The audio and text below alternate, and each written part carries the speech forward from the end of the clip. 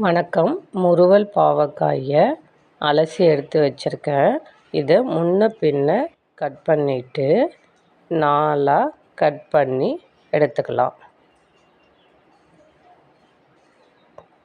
ஒரு வாணலில் தேவையான அளவு எண்ணெய் சேர்த்து கடுகு போட்டு கடுகு நல்லா பொரிஞ்சதும்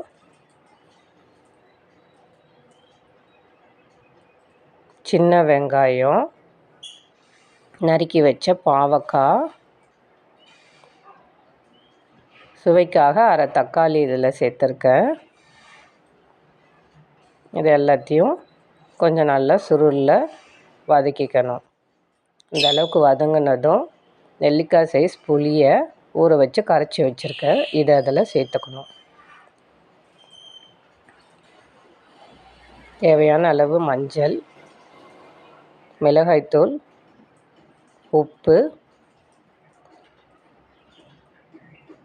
பெருங்காயம்,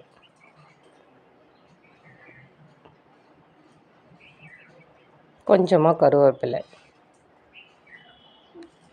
தேவையான அளவு தண்ணி இதில் சேர்த்துக்கலாம். இதை மூடி ஒரு 5 நிமிஷம் போல் வேக வச்சோம்னா காய் வெந்துடும். இப்போ காய் வெந்துருச்சு. வேக வச்ச துவரம்பருப்பை தேவையான அளவு கலந்துட்டோம்னா சுவையான பாவக்காய் சாம்பார் ரெடி. அறுசுவையில் ஒரு சுவையான கசப்பு சுவையுள்ள பாவக்காய் சாம்பார் ரெடி. சுவையாக இருக்கும். இவ்வளோ நேரம் பொறுமையாக பார்த்ததுக்கு நன்றி.